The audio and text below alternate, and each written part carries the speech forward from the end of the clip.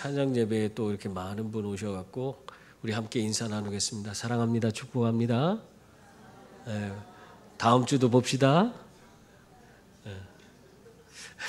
다음 주도 봅시다 해야지. 다음 주도 봅시다. 우리가 예배가 코로나 이후로 회복되지 않아서 참 힘들었는데 수요 예배는 아직까지는 좀 힘든 것 같아요. 근데 찬양 예배는 우리 성도님들이 그래도 신경 써주셔서 이제는 조금 안정권에 들어간 것 같습니다. 앞으로 좀 더 열심히 우리 권면해서 우리 1부 예배도 많이 참석하고 2부도 참석하며 또 이 찬양 예배는 기쁨으로 우리 앞에 있는 찬양팀 외에도 좀 찬양할 수 있는 사람은 좀 같이 찬양할 수 있도록 우리 쿰에 연세가 좀 있으신 분들은 힘들겠지만 좀 참여를 하실 수 있는 분들은 참여해서 함께 오후 찬양 예배는 정말 우리가 힘차게 하나님 앞에 찬양하는 정말 모두가 같이 뛰며 정말 춤추며 찬양할 수 있는 그런 찬양 예배가 될 수 있게 그렇게 한번 만들어 가시길 바랍니다.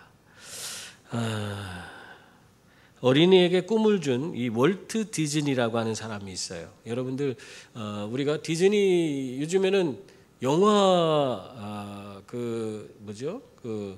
영화를 이렇게 공급해 주는 그런 일도 이 디즈니사가 많이 하는데 이 디즈니랜드는 또 이 디즈니는 디즈니랜드도 만들었죠. 그러니까 오늘날 놀이동산 같은 것을 가장 화려하고 아름답게 만들어서 정말 미국에 가면은 디즈니랜드를 꼭 가봐야 되는 것처럼 그래도 안 가는 사람이 많습니다만은 그래도 거기에 다 가보고 싶고 거기에도 하루 이틀 정도는 거기서 숙박하면서 디즈니랜드를 이렇게 즐기는 그런 경우도 있어요. 그만큼 얼마나 대단한 일을 많이 했는지 몰라요. 어린이 애들에게는 정말 꿈과 같은 일들을 많이 이루어준 사람이 바로 디즈니라고 볼 수 있습니다. 근데 이 디즈니에 대한 그런 여러 가지 많은 이야기들이 있는데 근데 이 마크 엘리엇이라고 하는 사람은 디즈니의 흑역사를 쓴 사람이에요. 디즈니가 좋은 점, 아름다운 점, 우리에게 좋은 일 많이 한 거 이런 것만 쓴 게 아니라 이 월트 디즈니가 대체 어떤 사람이냐, 그가 얼마나 힘들고 고통스러운 삶을 살았느냐 이런 것들을 쓴 전기를 이 마크 엘리엇이라는 사람이 썼는데요. 그때 그 내용을 보면은 이 디즈니는 평생 동안 FBI의 비밀 요원으로 지냈다고 그래요.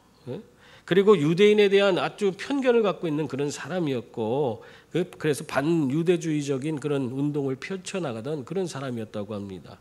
뿐만 아니라 이 사람은 알코올 중독자였대요. 그래서 정말 어떻게 보면 날마다 술을 끊지 못해서 밤을 새워가면서 술 먹고 그러면서 자신을 학대하고 괴로워하던 그런 사람이 바로 월트 디즈니였다 하는 그런 전기를 남겼습니다. 어떻게 보면은 겉으로 보기에는 그는 정말 아이들에게 정말 꿈과 같은 그런 일들을 많이 이루어준 그런 사람이었지만 그 이면에는 이렇게 어떻게 보면 겉으로는 좋은 사람, 인정받고 존경받을 사람 그런 사람이었음에도 불구하고 그런 사람이 그 이면에는 정말 더럽고 추접한 어떤 죄악 가운데 있는 그런 나약한 인간의 모습을 지닌 죄인의 모습을 보여주고 있는 것입니다. 여러분 참 어떻게 보면은 우리 사람은 다 이런 양면성이 있는 것 같아요. 겉으로 드러나는 모습과 그 내면에 있는 모습이 다를 수가 있다는 겁니다. 인간의 죄성을 성경은 뭐라고 합니까? 우리 성경에 대해서 인간에 대해서 이야기하는데 우리가 아무리 잘났고 또 아름답고 의롭고 대단한 것처럼 그렇게 표현해도 성경은 우리 인간에 대해서 이렇게 말하고 있어요. 의인은 없나니 하나도 없으며 깨닫는 자도 없고 하나님을 찾는 자도 없다. 그러니까 인간에 대해서 성경은 말하기에 이 의인이 하나도 없는 그런 상태다. 의롭게 너희들이 여기지만 의로운 자는 하나도 없다.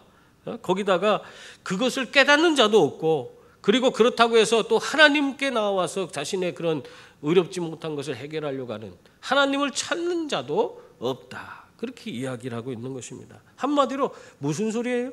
다 죄 아래에 있다. 모든 사람이 다 죄 아래에 있다 하는 그 얘기를 하고 있는 것입니다. 이 하나님의 선언과 이 진단, 이 창조주의 창조주와 심판자의 진단 앞에서 어떤 사람이 나는 아니라고 그렇게 얘기할 수 있는 사람이 있겠습니까?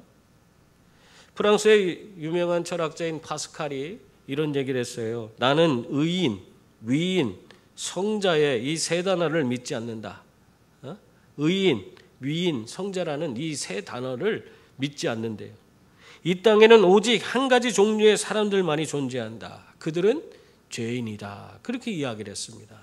이 파스칼 참 훌륭한 신앙인으로서 우리가 알고 있는 그런 사람인데 이분이 이런 얘기를 했다는 거예요. 근데 사실 여러분, 죄 있는 사람은 하나님과 아무런 관계가 없습니다. 여러분 그건 아시죠? 죄 있는 사람은 죄인이 무슨 하나님과 어떤 관계를 맺겠습니까? 하나님 앞에서 의미 있는 존재가 되지도 못하고 하나님은 그런 죄인을 상관하시지도 않습니다.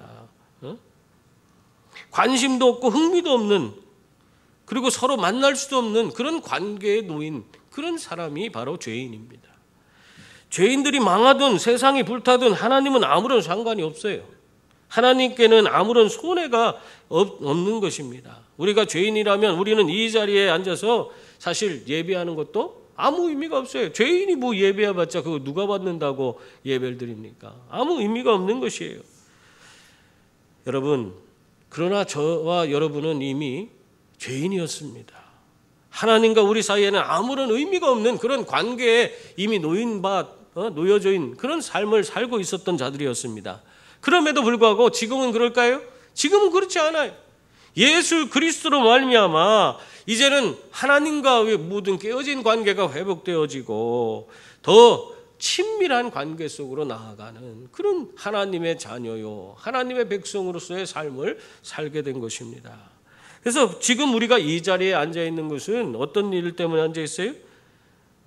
예배하고 찬양하고 기도하고 오늘 이 자리에서 말씀을 나누고 묵상하고 또 여러 가지 우리가 교회를 통해서 봉사하고 섬기는 그런 모든 일들, 이러한 일들을 우리가 행하는 것은 우리가 하나님과의 관계 사이에서 의미 있는 존재가 되었기 때문에 우리가 여기 앉아서 그런 일들을 하고 있는 거예요. 그리고 이 교회를 통해서 많은 봉사와 섬김의 일들을 하고 있는 것입니다.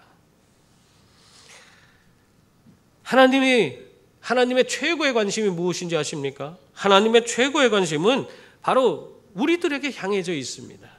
사랑하는 성도 여러분, 천지를 창조하시고 온 우주를 다스리시고 생명을 주관하시는 하나님의 가장 큰 관심은 바로 저와 여러분인 줄 믿습니다. 하나님은 예레미야 선지자를 통해서 우리에게 이렇게 말씀하고 있어요. 내가 너를 복중에 짓기 전에 알았다. 너희가 어머니 뱃속에 있기도 전에 내가 너를 알았다. 그렇게 말씀하고 있습니다. 우리가 이 땅에 오기도 전에 하나님은 우리를 아시고 우리에게 관심을 가지셨다. 그 말씀을 하고 있는 것입니다. 여러분, 그만큼 하나님의 큰 관심은 누구에게 있어요? 바로 우리에게 집중되어 있다는 것입니다. 여러분, 이것을 믿고 여러분 담대한 믿음을 가지고 살아가는 성도들이 다 될 수 있기를 바랍니다. 여러분, 이러한 사실을 우리가 믿고 산다는 것이 우리가 얼마나 힘이 되는 일인지 몰라요. 여러분, 이것을 확실하게 믿으시기 바랍니다.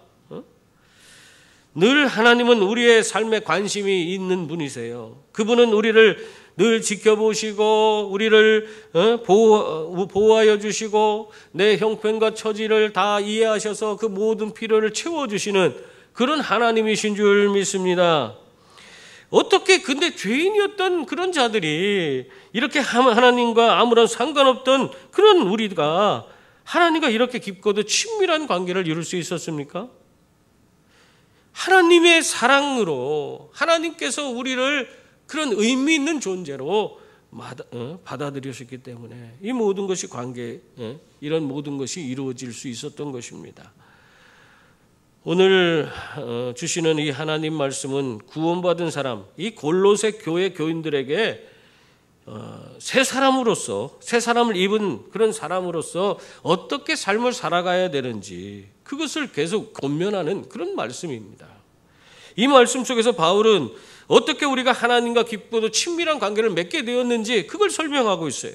또 어떻게 하나님께서 우리의 모든 삶에 삶을 관심 있게 지켜보시고 또 함께 하시는 하나님이 될 수 있었는지를 이야기하고 있습니다.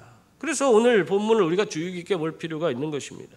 12절 13절 우리 한번 같이 읽어볼까요?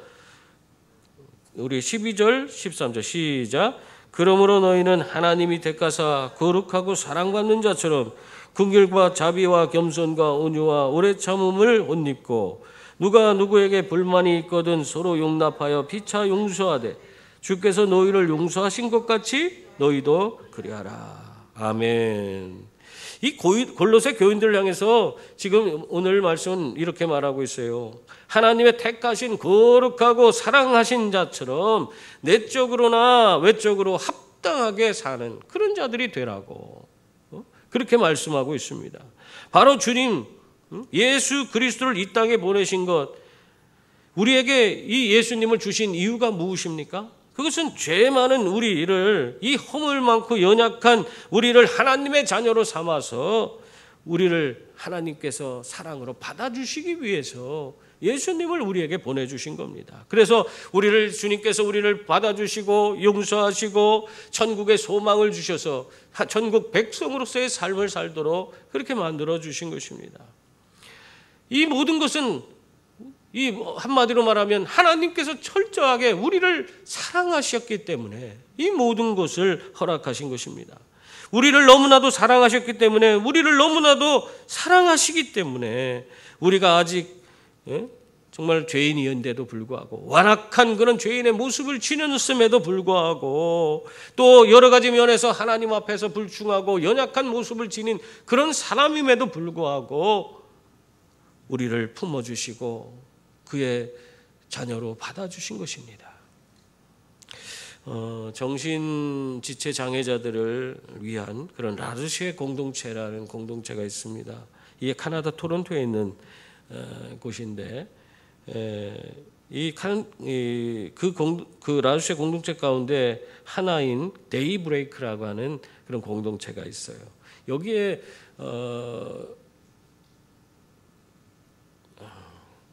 이 공동체에 한 장애인 부부가 있었는데요. 데이브레이크라고 하는 공동체에 장애인 부부가 있었는데 이들 부부는 2명의 아이를 유산했습니다.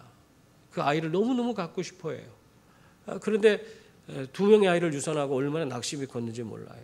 그래서 셋째를 임신하게 됐는데 이 임신했다는 그 소식을 들었지만 근데 놀라운 일이 있었어요. 그 의사가 진단하던 과정 중에 이 아이가 너무나 장애가 너무나 심각한 상태에 있다는 사실을 발견한 것입니다. 그래서 이 아이는 낳지 않는 게 좋겠습니다. 낳아도 15분을 살 수 없을 것입니다. 그렇게 이야기를 했어요. 그래서 이 두 부부가 자기들도 장애잖아요. 장애인인데 자기 자식을 이 셋째를 임신했는데 셋째가 겨우 임신했는데 그 셋째가 벌써 뱃속에서부터 장애인이 그러니까 장애인도 그게 아니라 선천적으로 여러 가지 문제가 있어서 태어나자마자 죽을 그런 운명을 지닌 아이라는 그런 얘기를 들으니까 너무나 충격적인 일이었습니다. 그런데도 이 두 장애인 부부는 고민하다가 그래도 난 이 아이를 낳겠습니다 하고 결정을 했어요. 그래서 병원에서는 계속 낳으면 안 된다고 그랬어요. 왜 그러냐? 뇌가 머리 바깥에 주머니가 하나 생겨서 그러니까 두개골 바깥에 뇌가 들어있어요. 그런 상태로는 그 아이는 15분 이상 이 세상에 태어나도 살 수 없기 때문에 그렇기 때문에 그냥 중절 수술하는 게 낫다. 그 얘기를 한 것입니다. 근데 의사가 그렇게 이야기해도 이 부모는요, 그 의사의 권면을 따르지 않고 계속해서 아이를 키우겠다고 그렇게 이야기를 했습니다. 그래서 이 부부는 이 아이를 위해서 정말 자기들은 도저히 이 아이를 그런 아이라 할지라도 낳겠다. 그렇게 이야기를 해요. 그러면서 이 뱃속에 있는 아이에게 이름도 줘줬어요. 루카스라고 하는 이름을 줘줬습니다. 그리고 그때부터 이들 부부는 매일 이 루카스를 위해서 기도하고 찬양하면서 뱃속의 아이와 매일 영적인 그런 대화를 나누기 시작합니다. 엄마는 뱃속에 있는 아이의 심장 박동 소리를 느낄 때마다 그 아이에게 사랑한다, 사랑한다, 내가 너를 사랑한다 하는 그런 이야기를 계속 끊임없이 해줬다고 그래요. 시간이 흘러 마침내 이 공동체의 모든 사람들의 관심 속에서, 긴장과 또 두려움 속에서 이 아이를 낳았습니다. 그들 부부와 그 공동체의 사람들은요, 세상에서 가장 아름다운 얼굴을 가진 한 아이를 보게 되었습니다. 그리고 그 아이의 머리 뒤에는 커다란 뇌주머니가 달려 있었습니다. 그러니까 뇌가 두개골 안에 있어야 되는데 바깥에 있는 거예요. 어머니는 그런 모습을 보고 그 아이가 죽게 될까 봐 의사는 15분 이상 견딜 수 없다 그랬는데, 그 아이가 죽게 될까 봐 혹시라도 아이가 이 엄마의 온기와 사랑을 느끼면 더 편안해지고 더 오랫동안 살 수 있지 않을까 생각하고 그 아이를 꼭 끌어안고 자기의 그 피부에 접촉하면서 그 엄마의 온기를 느낄 수 있도록 그렇게 해주었다고 합니다. 그리고 길고 긴 15분의 시간이 지났어요. 아이가 15분 후에 죽는다고 했으니까 그 15분을 기다린 거예요. 그런데 이 아이가 어떻게 됐을까요? 죽지 않았어요. 1시간이 돼도 죽지 않았습니다. 엄마의 배 위에서 가쁜 숨을 몰아쉬면서 이 루카스라고 하는 아이는 조금씩 그의 생명을 연장해 가고 있었던 것입니다. 이 부부는 그래서 이제는 병원에서 퇴원해서 집으로 돌아와서 집에서 이 루카스를 위해서 정말 온갖 사랑을 베풀고 이 아이를 위해서 모든 것을 다 해주었습니다. 세례도 주었고 기도하고 조심스럽게 안아주고 닦아주고 날마다 사랑한다고 고백을 해줬습니다. 아버지는 매일 이 루카스를 위해서 선물을 마련해서 전해주었습니다. 그들은 이 태어난 장애를 갖고 있는 이 루카스로 인해서 매일매일 즐거웠어요. 루카스에게 그들의 사랑을 주는 것은 그들에게는 가장 큰 기쁨이었다고 합니다. 그러다가 루카스의 마지막이 다가왔습니다. 이 루카스는 태어난 지 17일 만에 사랑하는 가족의 품을 떠나게 되었습니다. 이 루카스의 장례가 치러질 때 가족과 모든 공동체 사람들은 매우 슬퍼하였습니다. 슬퍼하고 있는 모든 사람들을 바라보면서 루카스의 관 앞에서 이 부모가 자신들이 이 루카스와 함께하면서 얼마나 행복했는지 그 이야기를 나누었습니다. 그때 그 아버지가 마지막에 이런 고백을 했어요. 여러분, 나는 루카스로 인해서 비로소 아버지가 될 수 있었습니다. 나는 나를 아버지로 만들어준 루카스에게 감사합니다. 여러분, 누가 루카스입니까? 바로 우리들이 이 루카스입니다. 치명적인 장애를 가진 그 사람, 멸망하고 사망할 수밖에 없는 바로 이 루카스와 같은 사람이 바로 우리 자신들이었습니다. 성경은 모든 사람이 죄를 범하였음에 하나님의 영광에 이르지 못하더니 기록된 바 의인은 없나니 하나도 없으며 깨닫는 자도 없고 하나님을 찾는 자도 없고 다 치우쳐 한 가지로 무익하게 되고 선을 행하는 자도 없나니 하나도 없도다. 그렇게 말씀하고 있습니다. 이런 존재, 이런 무의미한 존재를 하나님은 아버지의 마음으로 이러한 우리들을 사랑하신 것입니다. 그리고 그 사랑이 우리를 하나님에게 참으로 의미 있는 존재가 될 수 있도록 만들어 주신 것입니다. 그러므로 우리는 하나님께 감사로 응답하는 분들이 다 되시길 바랍니다. 여러분, 우리는 이 엄청난 사랑을 얻은 자들입니다. 그러므로 이제 우리의 해야 할 것은 무엇입니까? 다른 게 없어요. 감사할 일만 우리에겐 주어진 것입니다.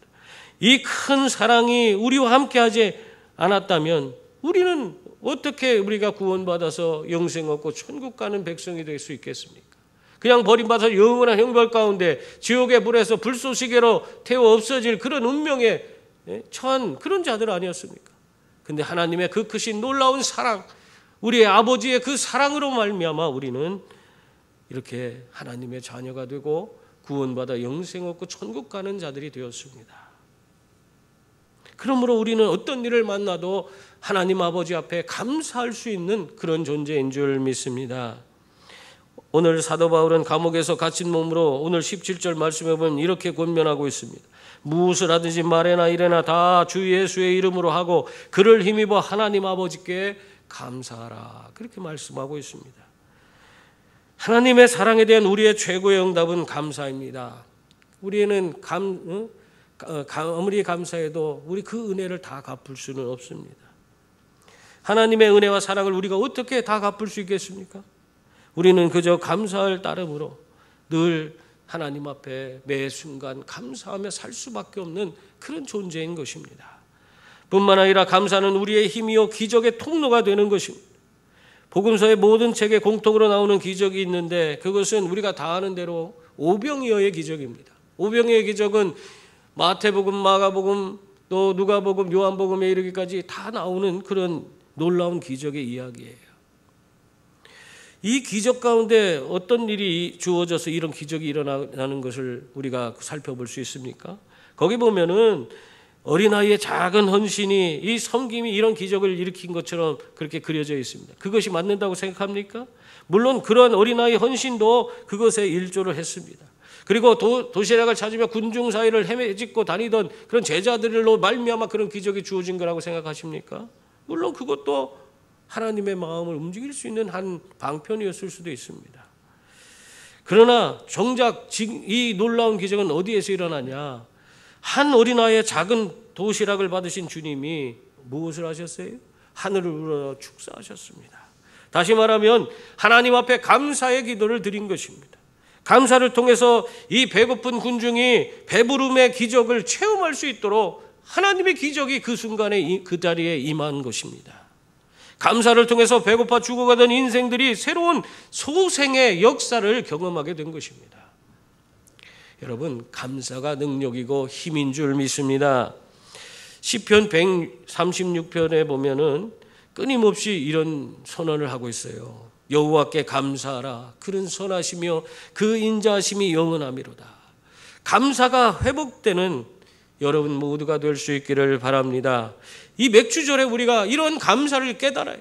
그 감사 가운데 진짜 우리가 늘 기쁨과 감격 속에 하나님 앞에 더욱더 많은 것으로 감사할 수 있는 그런 사람들이 되어야 하는 것입니다.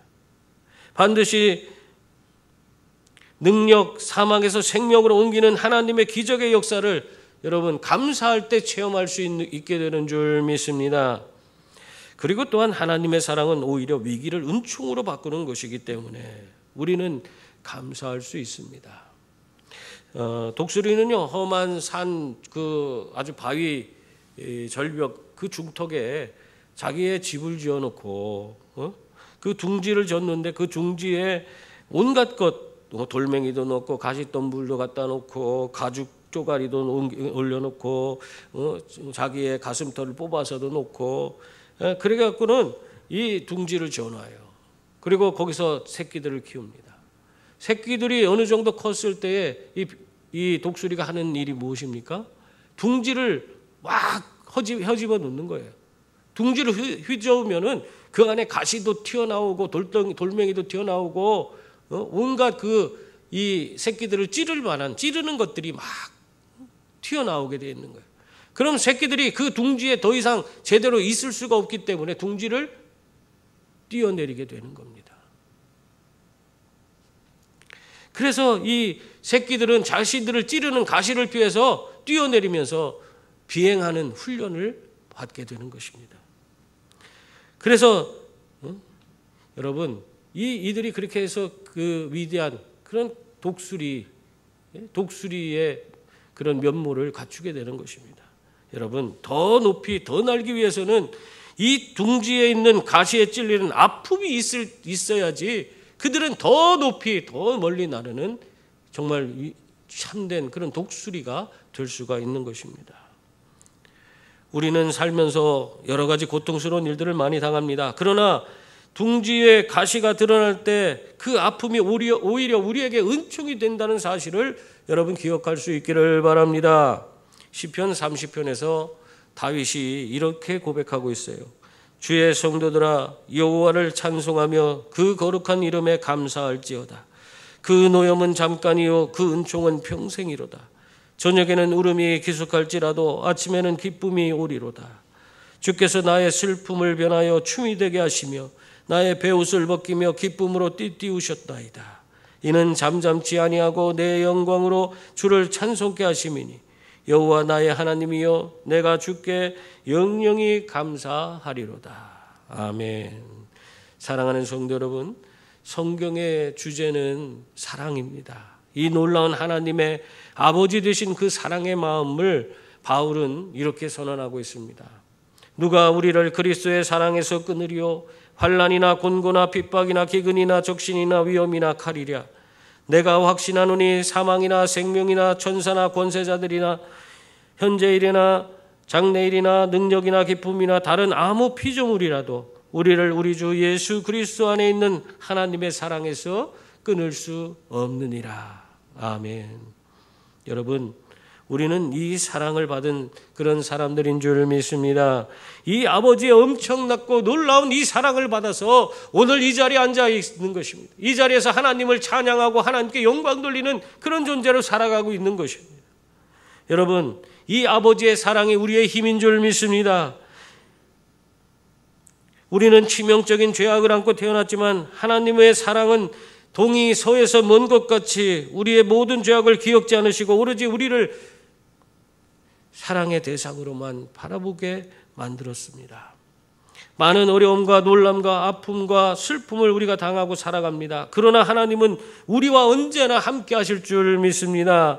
놀라운 하나님 아버지의 그 사랑, 그 마음이 오늘 우리를 품고 우리와 함께 하시기 때문입니다. 이제 우리는 어떻게 살아야 합니까? 늘 하나님께 감사하며 살아가시는 저와 여러분이 다 될 수 있기를 바랍니다. 사랑하는 성도 여러분, 하나님의 사랑을 품고 살아가며 감사로 놀라운 그런 하나님의 기적을 경험하며 살아가는 복된 성도들이 다 될 수 있기를 주님의 이름으로 축원합니다.